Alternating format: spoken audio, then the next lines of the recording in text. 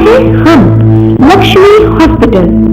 असाध्य रोगों के समुचित इलाज की बात हो या फिर हर तरह की कठिन से कठिन ऑपरेशन की, लक्ष्मी हॉस्पिटल है हमेशा सबसे अलग। तभी तो इसके आधुनिक आईसीयू, एडवांस ऑपरेशन थिएटर, उच्च स्तरीय पैथोलॉजी व विश्व स्तरीय मशीनों द्वारा हर तरह की जांच की विशेष व्यवस्था और हर विभाग के विशेषज्ञ डॉक्टरों की पूरी टीम आपको देती है सुरक्षा का संपूर्ण एहसास। As a multi speciality hospital है, सभी डिपार्टमेंट हैं, यूरोलॉजी डिपार्टमेंट,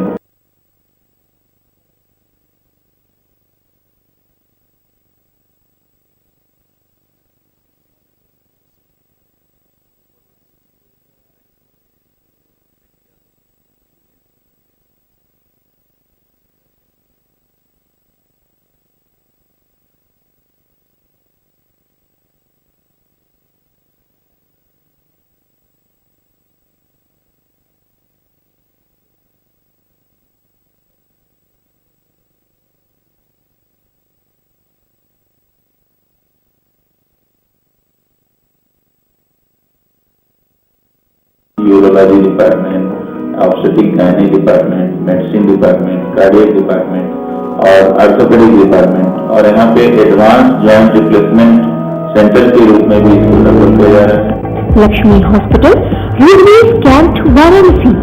लक्ष्मी हॉस्पिटल अत्याधुनिक, विश्व स्तरीय, सबके लिए। लक्ष्मी मेमोरियल चिल्ड्रन हॉस्पिटल नगर का प्रतिष्ठित हॉस्पिटल, जहां होती है आपके नवजात शिशु एवं बाल रोग की आधुनिक तरीके से संपूर्ण सुरक्षा एवं इलाज। लक्ष्मी मेमोरियल चिल्ड्रन हॉस्पिटल, जहां एक छत के नीचे बच्चों का संपूर्ण इलाज, नवजात शिशु गहन चिकित्सा कक्ष, intensive care unit, ventilator, CPAP, computerised incubator machine, paediatric बच्चों के लिए फोटोथेरेपी व फिजियोथेरेपी मशीन की सुविधा, डायरिया, बच्चों में हृदय, मस्तिष्क एवं गुर्दा रोग का आधुनिक व सफल इलाज। इसके अलावा x ray, ultrasonography, EEG, ECG, pathology और एम्बुलेंस व मेडिकल शॉप की सुविधा 24 घंटे उपलब्ध। संपर्क करें डॉक्टर एम के गुप्ता, MBBS, MD, बाल रोग PCH, Lakshmi memorial children hospital, मकबूल आलम रोड, खजरीपुर मोहानी, वाराणसी एवं पिपलानी कटरा, कबीर चौरा, वाराणसी।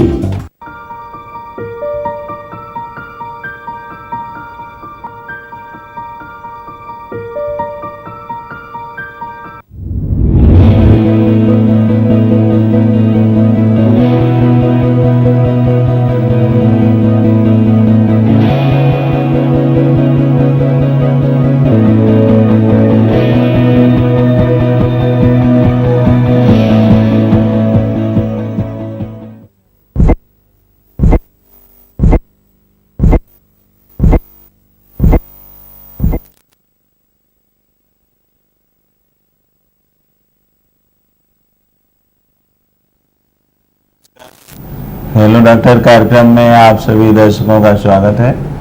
हेलो डॉक्टर के इस अंक में हम आज आपको बच्चों से संबंधित, बच्चों में होने वाले बीमारियों के निदान और इलाज के बारे में बतलाएंगे, जिसके बारे में एक्सपर्ट के रूप में जानकारी देंगे हमारे वाराणसी के वरिष्ठ नवजात शिशु व बाल रोग विशेषज्ञ डॉक्टर MK गुप्ता सर हमारे साथ में हैं। डॉक्टर साहब का जो है आपने जो अपना ग्रेजुएशन जो है यानी MBBS जो है मोतीलाल नेहरू मेडिकल कॉलेज इलाहाबाद से आपने पूर्ण किया। वहीं से पोस्ट ग्रेजुएशन यानी कि पीडियाट्रिक्स में आपने वहीं से पूरा पूर्ण किया, और इसके उपरांत जो है आपका अपना जो है लक्ष्मी मेमोरियल चिल्ड्रन हॉस्पिटल जो मकबूल आलम रोड खजूरी पे स्थित है, वहाँ पे लगभग 30 वर्षों से आपका हॉस्पिटल है, जहाँ पे जो गंभीर से गंभीर बच्चों का इलाज होता है और टीकाकरण होता है, और जितने भी बच्चों से संबंधित जो है बीमारियां हैं उसका जो भी इलाज है, डायग्नोसिस है, पूरी संपूर्ण सुविधा बच्चों के लिए उपलब्ध है। और आप जो है सर इंडियन मेडिकल एसोसिएशन के पूर्व में अध्यक्ष भी रह चुके हैं, और हमेशा जो है स्टेट और सेंट्रल और अपने बनारस ब्रांच जो है IMA का, उसमें किसी न किसी पद पे आप आसीन रहते हैं, जिससे IMA को काफ़ी बल भी मिलता है, और हमेशा एक्टिव मेंबर की तरह, सीनियर मेंबर की तरह आप लगे रहते हैं। और जो है आप नेशनल इंटरनेशनल जो भी कॉन्फ्रेंसेस होते हैं बढ़ चढ़ के जो है आप करीब 30-35 वर्षों से उसमें भाग लेते हैं। आपको जैसे लंदन से डायरिया में फेलोशिप भी कई मिल चुके हैं और जो केसरवानी समाज के आप राष्ट्रीय अध्यक्ष भी रह चुके हैं, इस समय उसके संरक्षक भी हैं और रोटरी क्लब है, लायंस क्लब है, भारत विकास परिषद है, इस तरह के अनेक जो है समाज सेवी संस्थाओं से आप जुड़े हुए हैं और इस तरह से जो आपके जो हमारे वाराणसी के जाने माने बाल रोग विशेषज्ञों में से एक हैं। और आज के दिन जो है डॉक्टर्स डे भी है, इसलिए हम अपने बनारस के सभी चिकित्सकों को इस डॉक्टर्स डे के दिन जो है सबको बधाई देते हैं, शुभकामनाएं देते हैं। और ये डॉक्टर BC राय के याद में हम लोग जो है डॉक्टर्स डे पूरे भारत में सेलिब्रेट करते हैं और उनके किए गए कार्यों का जो है वो याद करते हैं। और हम लोग को चाहिए कि जितना वो किए थे उसका अनुसरण करें और उसी तरह से मरीजों से बर्ताव करें, उसी तरह से समाज से बर्ताव करें, जिससे अपने चिकित्सकीय क्षेत्र में अपना नाम रोशन कर सकें, मरीजों की सेवा कर सकें और आगे बढ़ सकें। और इसी के साथ साथ हम लोग पर चर्चा शुरू करते हैं कि सर बच्चों में आजकल जो है मौसम जैसे बदल रहा है, अभी जैसे कि बारिश का सीज़न आ गया है करीब करीब, तो इसमें किस तरह के बच्चों में के रोगी आपके सर आ रहे हैं? अधिकतर इस मौसम में डायरिया के रोगी ज़्यादा आ रहे हैं। आपको ताजुब होगा कि लाखों बच्चों की मौत जी भारतवर्ष में प्रतिवर्ष सिर्फ डायरिया रोग से हो रही है। जी जी ये बहुत ही मतलब खतरनाक बीमारी होती है। इसमें क्या होता है कि बच्चों को मतलब गंदगी के कारण होता है जी। ये जैसे अभी बरसात मौसम में उसमें गंदगी ज़्यादा फैलती है, जीवाणु ज़्यादा होते हैं, बैक्टीरिया काफ़ी पनपते रहते हैं। तो ये गंदा पानी जो हाइजीनिक होने का पी लिया हुआ तो उससे डायरिया रोग हो जाता है। डायरिया रोग में क्या है, पतला टट्टी होना, उसे मतलब बुखार आ जाना, फैफड़ा चलना, ये सब लक्षण होते ही है। इसमें मतलब अधिकतर गंदगी ही, जैसे बताया आपको ध्यान रखना चाहिए, मतलब गंदगी ही मेन कारण होता है। हम जो सुझाव ये देंगे कि बच्चों को जैसे मतलब पहले जैसे बच्चा बड़ा हो तो उसको मतलब दूध भी जो पिलाएं तो उसको मतलब बॉटल से न पिलाएं, बॉटल में गंदगी होती है, उसको कटोरी चम्मच से पिलाएं। और जैसे बच्चा बड़ा होता है तो उसको फिर मतलब कटोरी चम्मच के साथ खाना पिलाते और बगैर उसका हाथ पाँव जरूर ध्यान दिए, हम हाथ धो कर रखें और उसको खाने पहले हाथ धोएं, गाँव पानी और खाना पीना सब ढका रखें, क्योंकि थोड़ी भी गंदगी हो बच्चे को डायरिया हो जाए। डायरिया रोग होने से क्या है, बगैर पानी निकल जाता है और बच्चे को मतलब डिहाइड्रेशन हो जाता है, जिससे बच्चों की मौत हो जाती है। मगर कुछ हम लोग क्या रूढ़िवादियाँ फैली हुई, जैसे कि बच्चे को डायरिया हुआ तो लोग खाना पीना बंद कर देते हैं। उनका सोचना है जितना खान दूध पिलाएंगे तो ज़्यादा टट्टी होगी, तो ये गलत होना चाहिए। एक तक पानी निकल रहा है, दूसरा मतलब खाना पीना बंद कर दे रहे हैं, ये बेहतर बंद करना पड़ेगा। और दूसरी बात, दांत निकल जो करते हैं, जो दांत निकलता है बच्चे टट्टी होने लगती है, ये सोचना गलत होता है। हाँ, मतलब कभी दांत निकलने में बच्चे सुसरी होती, बच्चे डर जाते हैं, गंदगी में पहुंच जाती है। तो इसलिए मतलब डायरिया को मतलब आराम से रोका जा सकता है। लाखों बच्चों की जो मौत हम लोग सिर्फ एक सिंपल सा जो घर में कहीं भी एक ORS सोल्यूशन बना सकते हैं। ये 8 चम्मच चीनी ले लें, 1 लीटर पानी में 8 चम्मच चीनी ले लें और आधा चम्मच नमक ले लें, उसको बना लें। जैसे बच्चे को ये डायरिया रोग होने लगे उसको देना शुरू कर दें। आप देखेंगे 1-2 दिन में बच्चे मतलब पानी कमी दूर हो जाएगी, बच्चा ठीक हो सकता है।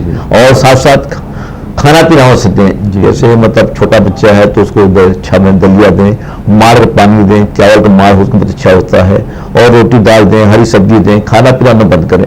आप मतलब जो आराम से रोका जा सकता है। ये है जैसे कि डायरिया है तो किस अवस्था में, जैसे कि कौन सा उसको लक्षण आए कि जो है जरूर बाल रोग विशेषज्ञ से मिले, इस तरह का हमारे दर्शक जिससे कोई लापरवाही, जैसे बच्चे की टट्टी ज्यादा हो रही है, उल्टी हो रही है, तो एक पोजिशन आती है जब बच्चे को पेशाब होना बंद हो जाता है और बच्चा बेहोश हो जाता है, उसकी मतलब पसली चलने लगती है, आंख धंस जाती है, तलवा धंस जाता है, उसमें तुरंत ही बच्चे को बाल रोग को तुरंत संपर्क करना चाहिए, नहीं तो उसका मतलब पानी जितना निकल जाएगी, गुद्दा काम करना बंद हो जाएगा, बच्चे की मौत हो जाएगी।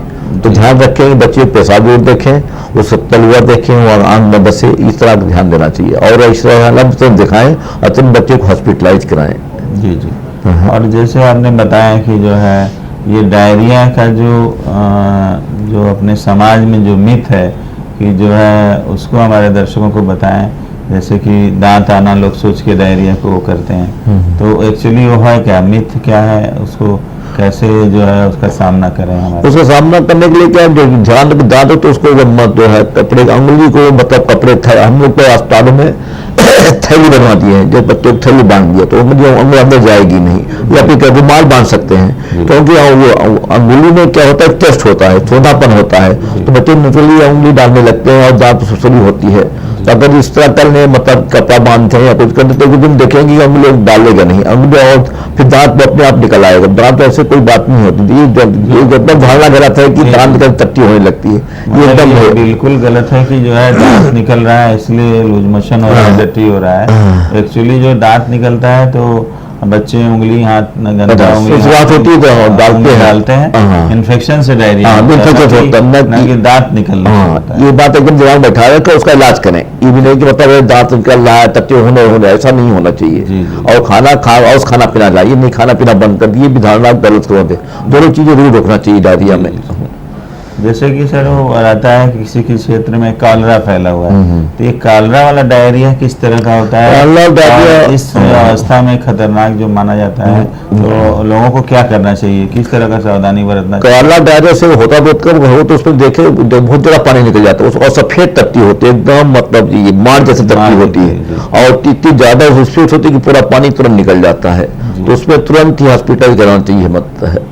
और ये जो दूसरी डायरिया है इसमें बदबू आती है, गंदगी बदबू टाइप की होती है, तो ये भी ध्यान रखें, मतलब तो फर्क पड़ सकता है इसमें, आप ध्यान दे सकते हैं इसको। जी जी। हाँ। और सर जैसे कि आजकल मौसम बदल रहे हैं, बहुत बच्चों को जो है खांसी सांस चलने लगता है, तो मतलब वो जैसे कि लोग बोलते हैं कि नहीं निमोनिया हो गया है, तो ये निमोनिया क्या है और इससे कैसे इलाज के लिए क्या करना चाहिए, और जैसे कि इससे कैसे बचा जा सकता है, कि जैसे क्या क्या सावधानी बरतें?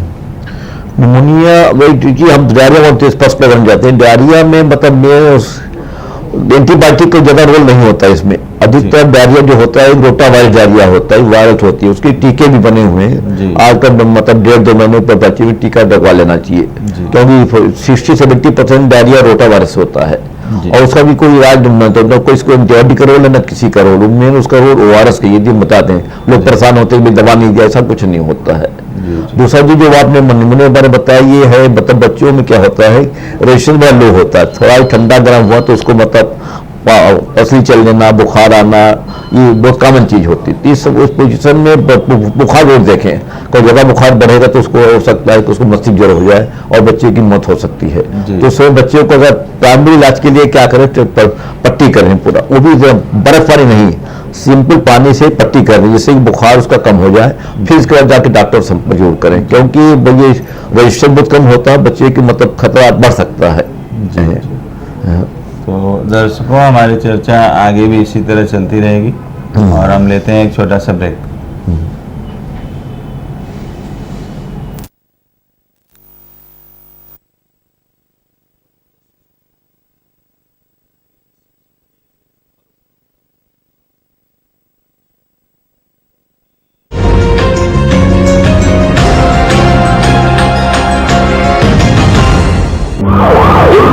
दौड़ती जिंदगी में कभी खुशी है तो कभी गम, पर हर पल आपके साथ है हम लक्ष्मी हॉस्पिटल।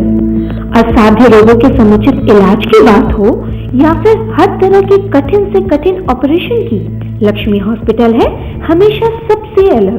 तभी तो इसके आधुनिक ICU, एडवांस ऑपरेशन थिएटर, उच्च स्तरीय पैथोलॉजी व विश्व स्तरीय मशीनों द्वारा हर तरह की जांच की विशेष व्यवस्था और हर विभाग के विशेषज्ञ डॉक्टरों की पूरी टीम आपको देती है सुरक्षा का संपूर्ण एहसास। As a multi speciality hospital है, सभी डिपार्टमेंट हैं, urology department, obstetric gynae department, medicine department, cardiac department और ऑर्थोपेडिक डिपार्टमेंट, और यहाँ पे एडवांस जॉइंट रिप्लेसमेंट सेंटर के रूप में भी इसको डेवलप किया जा रहा है। Lakshmi hospital, roadways cantt, Varanasi. Lakshmi hospital, अत्याधुनिक, विश्व स्तरीय, सबके लिए। लक्ष्मी मेमोरियल चिल्ड्रन हॉस्पिटल नगर का प्रतिष्ठित हॉस्पिटल जहां होती है आपके नवजात शिशु एवं बाल रोगी की आधुनिक तरीके से संपूर्ण सुरक्षा एवं इलाज। लक्ष्मी मेमोरियल चिल्ड्रन हॉस्पिटल जहां एक छत के नीचे बच्चों का संपूर्ण इलाज, नवजात शिशु गहन चिकित्सा कक्ष, intensive care unit, ventilator, CPAP, computerised incubator machine, पीलिया पीड़ित बच्चों के लिए फोटोथेरेपी व फिजियोथेरेपी मशीन की सुविधा, डायरिया, बच्चों में हृदय, मस्तिष्क एवं गुर्दा रोग का आधुनिक व सफल इलाज। इसके अलावा x ray, ultrasonography, EEG, ECG, pathology और एम्बुलेंस व मेडिकल शॉप की सुविधा 24 घंटे उपलब्ध। संपर्क करें doctor M.K. Gupta, MBBS, MD, बाल रोग DCH, Lakshmi memorial children hospital, मकबूल आलम रोड, हजरीपुर मोहानी, वाराणसी एवं पिपलानी कटरा कबीर चौरा, वाराणसी।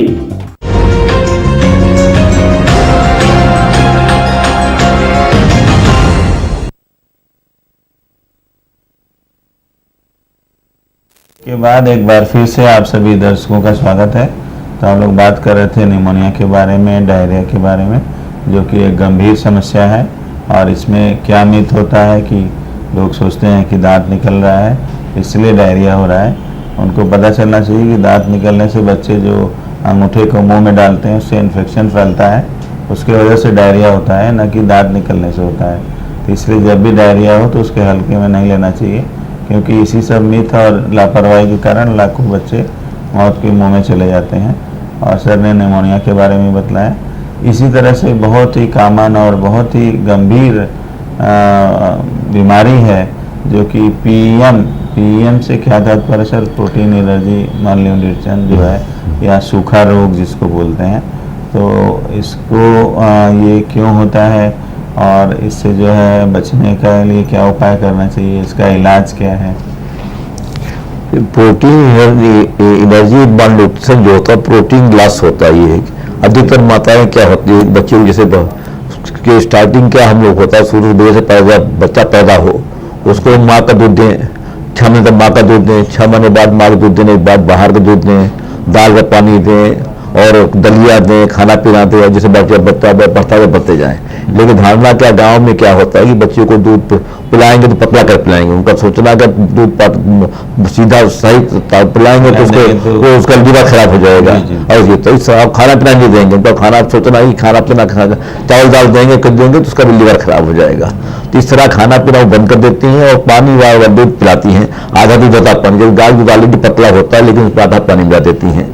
इसी तरह बच्चे को सुखंडी हो जाती है। जब वो और ताजुब होगा सुखंडी होने में क्या होता है, लोग गाँव में अभी भी झरवाती फुकवाती दगवाती तक बड़े लाइन है। कितनी गलत बात है। तो खाना पीना कमी, दूसरा उसको मतलब इस तरह की चीजें हैं।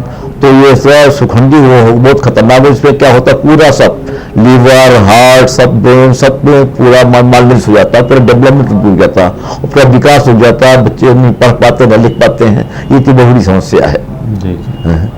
और जैसे देखा जाता है जिसको सुखंडी हुआ रहता है उसके बालों का कलर भी सर कई तरह हाँ बहुत सब विटामिन कमी होता है। विटामिन ए, विटामिन बी बहुत ही कमी हो जाती है। तो ये हम उसका बचाव वो सिंपल, ऐसा कुछ भी नहीं है। जैसे बच्चे को सब सफाई को खाना पीना पड़ता है जिसने उसको, और जैसे आप जैसे मिड डे गवर्नमेंट सरकार की तरफ से मिड डे मील है, ये सब में जरूर दें उसको, खाना पीना जरूर दें। प्रोटीन पैकेट्स होता है उसमें, उसको मतलब दें और खाना पीना दें उसको, जिससे बच्चा बड़े सब कुछ खिला दें। और उसको फिर अगर ज्यादा संपर्क बच्चों विशेषज्ञ को भी दिखा सकते हैं उसमें। तो बकर सुखंडी रोग बहुत ही कॉमन प्रॉब्लम है, गांव में ज्यादा प्रॉब्लम है। इवन तो आपको ताजुब होगी बच्चों की मौत तक हो जा रही है माल न्यूट्रिशन से, इतना खतरनाक। जबकि लापरवाही है, आप समझती से लापरवाही है। ये हमारा विचार ये है कि मतलब जैसे बच्चे को इस तरह सोचें तो संपर्क करें और खाना पीना वस दें। जैसे बच्चा पैदा उसको माँ का दूध तुरंत चालू कर दें। अगर माँ का दूध नहीं होता है तो उसको गाय का दूध दें और भैंस दूध दे सकते हैं। भैंस दूध को थोड़ा मोटा थोड़ा पतला कर सकते हैं। और 6 महीने बाद खाना पीना वस दें, उसको चावल दाल दें, खिचड़ी दें। तो 6 महीने बाद लीवर तब मजबूत हो जाएगा कि पूरा काम करने लगता है।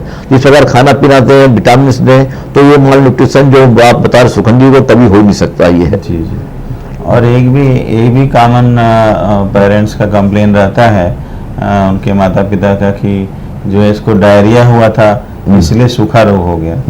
ये तो इसको सर बताएं, सूखा रोग होने से डायरिया हुआ है कि डायरिया होने से सूखा रोग होता है। डायरिया रोग, डायरिया होने के बाद डायरिया होने का सूखा रोग हुआ है। जी क्योंकि डायरिया में आप खाना, जैसे आपने बताया आपको, जो खाना पीना सब बंद कर देती हैं। जी जी। और ये मतलब ऑलरेडी मतलब लीवर काम करना कम हो जाता है, और उसके बाद आपका खाना पीना तो सुगंधित तो आप लोग हो ही जाना है, वो खाने पीना नहीं दे रहा, दूसरा पानी निकल रहा है। तो इसलिए मतलब ध्यान रखें कि डायरिया में के कारण ही सूखा रोग हो रहा है। तो डायरिया में खाना पीना, उससे खाना पीना कोई बंद करना ही नहीं चाहिए, दिमाग में बैठाए रखना चाहिए। और लीवर कोई कमजोर होता है ना, खराब होता है, ये दिमाग बहुत अच्छी चीज रखना चाहिए। खाना पीना सबसे कभी सुगंधी रोग हो ही नहीं सकता ये है।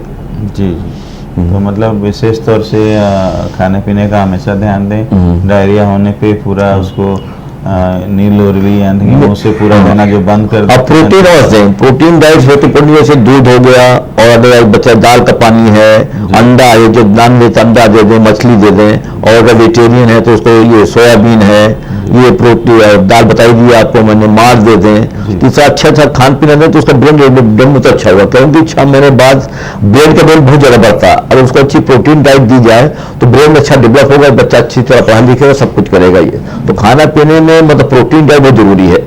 प्रोटीन डाइट में दूध है, सोयाबीन है, चना है, दूध है, दही है, पनीर है, ये सब होता है जो प्रोटीन होती है। नॉन वेज में मछली है, और चिकन है, अंडा है, ये सब चीज़ होती है। तो अगर अच्छी तरह प्रोटीन डाइट देंगे तो दिमाग में डेवलपमेंट बहुत अच्छा होगा, और बच्चा अच्छी तरह पढ़े लिखेगा, अच्छा विकास होगा उसका दिमाग का। जी जी। तो इस तरह से जैसे सर कि ये देखा जाता है कि कुछ छोटे बच्चे जो है रतौंधी के शिकार हो जाते हैं, तो ये किस कारण से? उससे विटामिन ए की वही हमने कहा, उससे मान लो जो सुगंधी बता रहे हैं, विटामिन ए कमी हो जाती है। विटामिन ए कमी से मतलब उसको रतौंधी हो जाती है। तो उसको अगर तुरंत इलाज देखें उसको विटामिन ए के, जैसा सरकार की तरफ से ऑलरेडी विटामिन ए का सोल्यूशन दिया जा रहा है, लगाया जा रहा है, लेकिन पब्लिक और सरकार जनता उसको समझे तब तो हो ना। वो सोचती है टीका लगाना ही गलत होता है, ये क्यों लगाएं बिना बात के लिए है ये है। नहीं तो अपने ग्रामीण अंचलों में खास तौर से और अपने समाज में, शहर में भी कई जो यहाँ पे अपने हेल्थ सेंटर हैं जहाँ पे विटामिन ए का और आयरन की गोलियाँ महिलाओं के लिए, कैल्शियम तो बच्चों कैल्शियम है, ये निःशुल्क मिलता है। वो हमेशा ये ना समझे कि ये सरकारी है तो बेकार होगा, ऐसा नहीं है। आपको उस चीज़ का जो है अपना उपयोग करना चाहिए, उसका पूरा लाभ उठाना चाहिए कि बच्चा और माता, जच्चा बच्चा दोनों स्वस्थ रहें। और जैसे कि सर नवजात शिशु जो होते हैं, कभी कभी जैसे ऑपरेशन में पैदा होते हैं, तो अगर उनका ऑपरेशन हो रहा है बच्चा के लिए, मतलब LSCS हो रहा है, तो उस समय जो है बाल रोग विशेषज्ञ का क्या रोल होता है? बाल रोग को देखो बहुत रोल है। पहले हम पूर्ण लोगों से इसी कारण से ही उसको गाँव वाले शहर वालों को पहले हम ये निवेदन करना चाहेंगे, जो महिला डॉक्टर बेचारी जो ऑपरेशन की सलाह देती हैं, तो वो मतलब सोचते हैं कि मतलब अपने उसके लिए कर रही हैं। लोगों को सोचते हैं ये होता है कर रही तो अपने पैसे के चक्कर में सीजर करा रही हैं। ये एकदम गलत धारणा है। तो अगर बच्चे को डेवलपमेंट नहीं हो रहा, बच्चा रो नहीं रहा, बच्चा वो कमजोर है, तो उस पॉइंट ऑफ कहती हैं अगर वो मतलब टाइम पर अगर सीजर करा लें तो ये जो बर्थ एस्फिक्सिया जो बहुत बड़ी प्रॉब्लम है हमारे देश की गाँव में, तो बर्थ एस्फिक्सिया मेन कारण ये होता है बच्चा पैदा हो तो रोया नहीं, तो जब डेवलपमेंट में रोए कहाँ से? तो इसलिए सीजर होने के बाद तो सीजर जो टाइम जो करवा लेंगे, बस सोचते हैं कि पैसे के लिए डॉक्टर कर रही है, ये धारणा पहले खत्म कर लेना चाहिए। और कभी डॉक्टर जो करेगा बच्चे के हित के लिए करेगा। अगर सीजर होता है तो हॉस्पिटल पीडियाट्रिशियन का रोल ये होता है कि तुरंत रहे, जैसे बच्चा रहे तुरंत उसको ऑक्सीजन देना, तुरंत उसको सफाई रखना, तुरंत उसको रोए तुरंत ऑक्सीजन देना, ये होता है। अधिकतर मतलब ये गाँव में सब सुविधा नहीं है। अधिकतर गाँव में अभी भी दाइयाँ मतलब डिलीवरी करा रही हैं और उनको कोई सुविधा नहीं है, और नाड़ नहीं है, ट्रेन नहीं है, नाड़ा भी ब्लेड से काट रही है, किसी कैंची और चाकू से काट रही है। ये सब धारणा को रोकना पड़ेगा। सरकार की तरफ तमाम एएनएम और तमाम सब चीज पोस्ट बनी है और सब सुविधा दी जा रही है, उसका फायदा उठाना चाहिए। क्योंकि बर्थ एस्फिक्सिया बहुत बड़ी प्रॉब्लम हमारे देश की है। उससे क्या होता है बच्चा पैदा हो रोया नहीं तो दिमाग पर ऑक्सीजन नहीं मिलता, दिमाग पूरा काम नहीं कर पाता, आगे चल के वो मिल्टन रिटार्डेशन और उसको सेबल पाल्सी हो जाती है, जो कि न चल पाता न बोल पाता, कुछ नहीं कर पाता है। तो इसको ध्यान देने के लिए उसको अगर डिलीवरी कायदे से अच्छी जगह कराई जाए तो ये प्रॉब्लम सॉल्व सकती है। उसको सफाई का ध्यान दिया जाए तो 70-80% हम बातों की जो बर्थ से जो बहुत बड़ी प्रॉब्लम हमारी उसको दूर कर सकते हैं। और जैसे कि पेरिनेटल मोर्टेलिटी रेट जो है आजकल जो है पहले की अपेक्षा जो कम होता जा रहा है, उसका क्या कारण है? और इसमें हम लोग और क्या बेहतरी करें और क्या सावधानी बरतें जिससे कि ये एकदम नहीं के बराबर इस तरह का। उसका मेन ये है कि उसको बच्चों को डॉक्टरों के संपर्क में जैसे ही कोई प्रॉब्लम होती है उनको समझे कि मतलब बच्चा उसको दूध नहीं पी पा रहा, फीवर है, कुछ है, तुरंत संपर्क कर दें। ज्यादातर वो सब वो गांव के डॉक्टरों के उसमें रहती है, वो लोग डायग्नोज कर नहीं पाते हैं और जब केस बढ़ जाता है तो वो तक पहुंचते हैं। तो हम लोग इस पर असहाय रहते हैं क्योंकि 100% हम लोग कुछ नहीं कर सकते हैं, क्योंकि जो न्यूनेटल मॉर्बिलिटी अभी भी पूरे वर्ल्ड में भी मतलब 30% है। तो अगर उसको कायदे से किया जाए, नर्सरी में रखा जाए तो उसको हम बचा सकते हैं। सफाई के विशेष ध्यान दें। सफाई जब जैसे दूध पिलाना है तो बच्चे वहाँ साबुन साथ धो लें और ब्रेस्ट को सफाई कर लें। तो गंदगी से ही कारण मतलब सेप्टिसीमिया होती है, जो खतरनाक बीमारी होती है, उसी से डायरिया हो जाता है। अगर सफाई का ध्यान दें और प्रॉपर केयर करें और बच्चे को माँ का दूध पिलाएंगे, माँ का दूध अमृत होता है। अधिकतर माँ का दूध नहीं पिला पाती, सोचती कि मतलब उसका ब्रेस्ट का वो सेफ साइज खराब हो जाएगी, तब ये तो सोचने लगती हैं और उसको बॉटल फीडिंग करा देती है। ये धारणा गलत है। तो माँ का दूध 6 महीना और पिलाएं तो उसकी इतनी इम्यूनिटी होती है कि बच्चे को इन्फेक्शन सेप्टिसीमिया जैसी बीमारी कभी नहीं हो सकती है। तो इसका ध्यान दें और सफाई का ध्यान दें, तो बच्चे को जो आपने कहा प्रीनेटल मोर्टेलिटी में काफी रोक सकते हैं, क्योंकि मेन कारण इन्फेक्शन ही होता है। इन्फेक्शन जो होता है ये हमारे मतलब गंदगी के कारण होता ही है। तो हमारे दर्शकों में जो माताएं देख रही हैं जिसके नवजात शिशु हैं, तो उनको सर बताएं कि ब्रेस्ट फीडिंग के क्या क्या फायदे होते हैं। ब्रेस्ट फीडिंग से फायदा ये होता है कि एक तो स्नेह प्यार बढ़ता है माँ और बच्चे को उसमें। दूसरा उसमें इम्यूनिटी डेवलप हो जाती है। इम्यूनिटी डेवलप होने से बच्चे को जैसे भी निमोनिया बीमारी है, डायरिया है, ये प्रतिरोधक बीमारियां बहुत कम हो जाती हैं। तीसरा ये कि मतलब उसको सफिशिएंट मतलब दूध मिल जाता है, डेवलपमेंट अच्छी तरह होता है, उसका मतलब विकास चारों तरफ अच्छी तरह हो जाता है। इसलिए माँ का दूध बहुत ही अमृत होता है, इसको हम सबको विशेष ध्यान देते हैं। जिस माँ का दूध नहीं हो तो उसको जो उसका अलग से उपचार होता है, उसको पौष्टिक खाना पिलाते हैं। जैसे अब गाँव में भी सठौरा ये सब बना हुआ बहुत अच्छी चीज़ है, उसी दूध निकलने के लिए होता है। उसका जरूर ध्यान दें, उसको जरूर पिलाएं। तो बच्चे का माँ का दूध होगा तो माँ अच्छा, उसका विकास अच्छा होगा और ब्रेस्ट फीडिंग के मुकाबले दुनिया को दूध ना हो। आगे तो आगे होगा बाहर देशों में मतलब ब्रेस्ट मिल्क बैंक बना हुआ है। हमारे इंडिया में तो है, बॉम्बे में भी ट्राई कर रहे हैं, दिल्ली में हो रहा है। वो जो दो मादात है जिसके बच्चे नहीं हैं वो अपना दूध अपना बैंक में रख देती हैं और माँ जब बच्चे को दूध नहीं हो रहा वो बच्चे को दूध लेती हैं। इतना तक है मतलब कंसेप्ट है बाहर विदेशों में। तो आप सोचिए मतलब ब्रेस्ट मिल्क और दूध का कितना महत्व हो सकता है। दर्शकों हम ये बताना चाहेंगे कि जैसे कि माँ का दूध जो है आप देखेंगे कि जितने भी अच्छे से अच्छे कंपनी के जितने भी वो मिल्क पाउडर आते हैं, जो दूध का पाउडर आता है, उसके डिब्बे पे भी लिखा रहता है कि माँ का दूध सर्वोत्तम है। तो जो चीज़ जो जैसे सिगरेट पे लिखा जाता है कि बहुत हानिकारक है धूम्रपान, तो ये हमेशा सभी माताओं को ये सोचना चाहिए कि ब्रेस्ट फीडिंग जरूर 6 महीने तक कराना है, ज़रूर से कराना है। अगर उनको नहीं भी होता है दूध तब भी उसके लिए चिकित्सक उपलब्ध हैं। चिकित्सक से संपर्क करके परामर्श करके उनसे परामर्श करके पूछेंगे तो ज़रूर दूध होने के लिए दवाइयाँ उसका उपाय बताएंगे जिससे कि आपको दूध होगा और बच्चे को जरूर दूध पिलाएं। एक चीज बताना चाहेंगे, डिब्बे दूध जो पिलाती है ये बहुत गलत है। ये दो नुकसान उससे, एक पैसा भी डर लगता है, दूसरा वो बनाने में मेथड नहीं मालूम होता, कितने पानी में दूध मिलाएं ये होता है। और अभी पूरा मतलब 2 पानी में क्या मिला दिया, दूध पतला भी हो जाता है, पता नहीं चल पाता है। तो कोशिश ये करें कि माँ का दूध पिलाए, नहीं तो मतलब गाय का दूध और भैंस बकरी के दूध दे सकते हैं। तो दर्शकों हमारी चर्चा इसी तरह आगे भी चलती रहेगी और हम लेते हैं एक छोटा सा ब्रेक।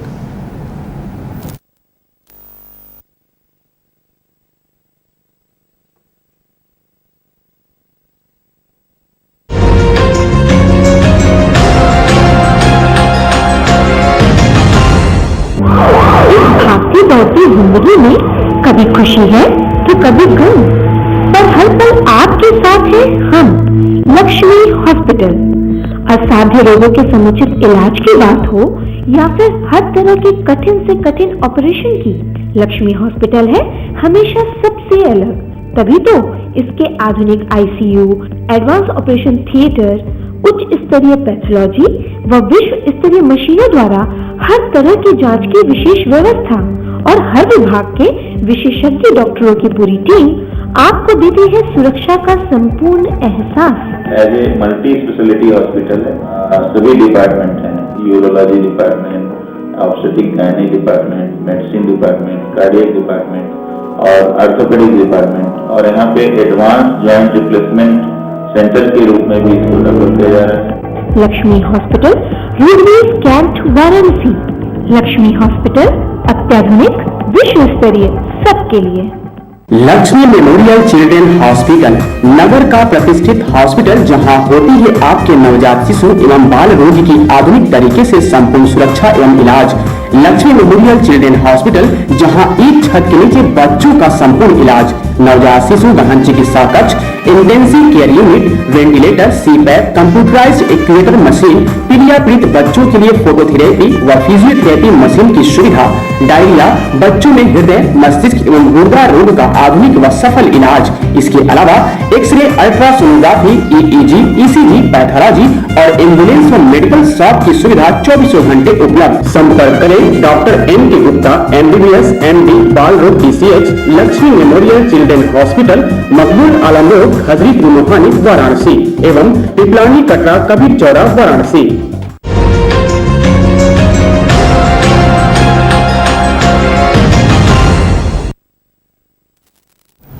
ब्रेक के बाद एक बार पुनः आप सभी दर्शकों का स्वागत है। और हम लोग सब बात कर रहे थे कि PEM क्या होता है, डायरिया क्यों होता है, निमोनिया क्यों होता है और सब बीमारियां इस तरह से क्यों होती है, क्या सावधानियां बरतनी चाहिए। और इसी के अंतर्गत जैसे कि सभी बीमारियों के लिए आजकल अधिकतर जो है टीकाकरण यानी इम्यूनाइजेशन का शेड्यूल आ गया है। अभी लेटेस्ट क्या क्या जितने भी इम्यूनाइजेशन के लिए टीके हैं, टीकाकरण का जो है सर किस तरह से मतलब शेड्यूल है और उसका लाभ जो है बच्चों को किस तरह से होता है, कौन कौन से टीके किस समय पर लगवाएं, हमारे दर्शकों को बताएं जिससे कि वो अपने बच्चों की रक्षा कर सकें विभिन्न बीमारियों से। बहुत अच्छा क्वेश्चन पूछा, बहुत ही जरूरी है आजकल है, टीका बहुत ही जरूरी है। और आपको ताजुब होगा कि सरकार की तरफ से भी प्राथमिक स्वास्थ्य केंद्र और जिला लेवल पे भी टीके लगाए जा रहे हैं। और आईने में जैसे हमारे यहाँ लोकल पे आईने वहाँ में बहुत अच्छा मतलब टीकाकरण हो रहा है। उसमें सबसे पहले जैसे बच्चा पैदा हो तो BCG का टीका, BCG मतलब TB का टीका होता है, उसको लगवाएं। पोलियो का पिलवाएं। और ये हेपेटाइटिस B जो मतलब जिससे मतलब ये जॉन्डिस होता है उसका टीका होता है, पैदा होते लगवा दें। फिर 1.5 महीने पे फिर BCG के टीका, फिर पोलियो का टीका पिलाएं, DPT दें। DPT में 3 टीके होते हैं, डिप्थीरिया, परटूसिस, टेटनस को होता है। तो उसी के साथ 1.5 महीने में आप जो लेटेस्ट आप बताया ना वो रोटा वायरस जारी है, रोटा वायरस के होता है। और उसी के साथ निमोकोकल निमोनिया टीका होता है, तो निमोनिया। और फिर हिब होता है, हिब में भी 3 तरह का होता है, वो तो वायरल इंसेफ्लाइटिस का होता है, हिब बीमारी के लिए होता है। फिर 2.5 महीने पे फिर आप मतलब ये पोलियो का टीका पिलवाएं, फिर आप DPT दें, फिर इसी के साथ रोटा वायरस पिलवाएं, फिर इसका निमोकोकल पिलवाएं। फिर 3.5 महीने पे भी फिर से अगेन रिपीट करना पड़ता है। तो 3 डोज होता है जिसमें हम आप डायरिया रोक सकते हैं, निमोनिया रोक सकते हैं, मस्तिष्क रोक सकते हैं, डिप्थीरिया रोक सकते हैं, टेटनस रोक सकते हैं। ये खतरनाक बीमारी है। टाइफाइड आगे चल के है। फिर 9 महीने पे फिर मीजल्स का टीका लगवाते हैं। मीजल्स टीके मतलब जिसको दुलारो माता कहते हैं। और इसी के साथ 1 साल में मीजल्स मम्प्स रूबेला का टीका होता है, उसको लगाया जाता है। 1 ही साल में फिर आप मतलब ये चिकन पॉक्स टीका लगाया जाता है। चिकन पॉक्स साथ अब इन्फ्लुएंजा टीका, स्वाइन फ्लू आ रहा है, उसके टीके भी उपलब्ध हो गए हैं। उसको भी मतलब 1 साल लगाएं, फिर 1 महीना फिर लगवा देना चाहिए। फिर 2 साल पे 2 साल पे टाइफाइड का टीका लगवाना चाहिए। ठीक। फिर 2.5 साल पे फिर बूस्टर डोज देना पड़ता है। बूस्टर डोज में आपको बताइए है उसमें आपका DPT हो गया, पोलियो हो गया और इसके साथ साथ आप ये हिप का टीका लगवा देना चाहिए। फिर 5 साल पे फिर हम बूस्टर डोज लगाते हैं। 5 साल में भी इसके टीके लगाने के साथ हम ये पोलियो का देते हैं बूस्टर डोज, DPT का बूस्टर डोज देते हैं, हिप का बूस्टर डोज देते हैं और इसके साथ साथ ये इन्फ्लुएंजा का देते हैं। तो फिर 5 साल के साथ बाद फिर 10 साल पे देते हैं। 10 साल पे इसी को फिर बूस्टर डोज रिपीट किया जाता है, डिप्थीरिया का, परटूसिस का, टेटनस का, पोलियो का और हिप का। तीसरा मतलब 10 साल पे भी किया जाता है। और एक चीज और है कि 10 साल पे ही आजकल सही ये कैंसर, सर्वाइकल कैंसर का टीका भी उपलब्ध होगा लेट बच्चों के लिए। तो 10 साल से लेकर 50 साल लगा जाता है। उसको अगर 3 बार लगा दिया तो ये सर्वाइकल कैंसर और ये मतलब ब्रेस्ट कैंसर को रोका जा सकता है इसे। तो इस तरह मतलब शेड्यूल है। अगर इस बच्चों को लगवाएं जो टीके गांव प्राथमिक स्वास्थ्य केंद्र में न लग पाए, जिसमें होता है लेटेस्ट, वो उसको ये रोटा वायरस है, निमोकोकल है, इन्फ्लुएंजा, ये सब टीके नहीं मिल पाए हैं, मगर यहाँ पे सब शहर पे हैं, उसको अवश्य लगवाएं, जिससे ही बच्चे को वो खतरनाक बीमारियों से रोक सकते हैं। मतलब सब आपको मालूम है कि वायरस डायरिया से मतलब लाखों बच्चों की मौत होती है, निमोनिया होती है, ये इस तरह रोग डिप्थीरिया से सब होती है। ये सब लोग बीमारी को, खतरनाक रोग को आराम से रोक सकते हैं ये सबको टीके लगा करके। और जैसे कभी कभी कोई टीका, जैसे BCG का टीका एकदम जन्म होते ही एट बर्थ लगाया जाता है, कभी कभी छूट जाता है किसी का, तो उसको बाद में जब तक तब लगा सकते हो, और उसके लिए फिर मॉनिटर टेस्ट होता है, उसको करा लें, अगर वो नेगेटिव तो लगवाना चाहिए, क्योंकि BCG टीका मतलब खुद तो डेथ ट्यूबरकुलोसिस होती है। कोई भी टीका, ये टीका नहीं है मतलब BCG के नहीं, कोई भी टीका है इससे छूट गया है तो उसको मतलब उसका बूस्टर लगवा लेना, वो टीका फिर लगाया जा सकता है। जैसे सर किसी जैसे कि DBT का है, ओरल पोलियो है, कोई बच्चे बीमार रहते हैं तो उनका डेट आ जाता है कि इस डेट पे लगाना है, तो अगर वो बीमार हैं और उनको नहीं लगा पा रहे हैं तो फिर कब लगा? थोड़ा वेट कर सकते हैं, जैसे ठीक हो जाए, जैसे अब डायरिया हो गया तो रोटा डायरिया नहीं पिला सकते उसको, तो उनको मतलब सब दवा जो है सब निकल जाएगी तर्तीब रास्ते, तो जैसे तर्तीब बंद होता है उसको पिला दें। इस तरह का कोई भी दवा हो, उसके DPT का थोड़ा वेट करना, समझ के उसको टीका लगवाना। ये तो सोचिए बीमार बच्चे टीका नहीं लगवा, टीका और से लगवाना चाहिए, क्योंकि टीका लगाओ तो उसकी इम्यूनिटी डेवलप हो जाती है, वो बीमारी फिर नहीं हो पाती, ये फायदा होता है टीका लगाने से। जी। तो दर्शकों, सर ने बताया कि जो है डायरिया जो है होता है, डायरिया में मिथ है कि जो है दांत निकलने से डायरिया हो रहा है, वो गलत है। और गंदगी से हमेशा डायरिया होता है, किसी इन्फेक्शन से डायरिया होता है, चाहे वायरल हो, चाहे बैक्टीरियल हो, चाहे किसी भी तरह का जो पैरासाइट का हो, या तो जैसे जो भी अमीबिक हो, तो डायरिया इस तरह से होता है। निमोनिया भी जो है उसमें भी ध्यान देना चाहिए कि जब खांसी सांस ज़्यादा चले तो समझ में ना आए तो ज़रूर कुशल बाल रोग विशेषज्ञ को दिखाना चाहिए।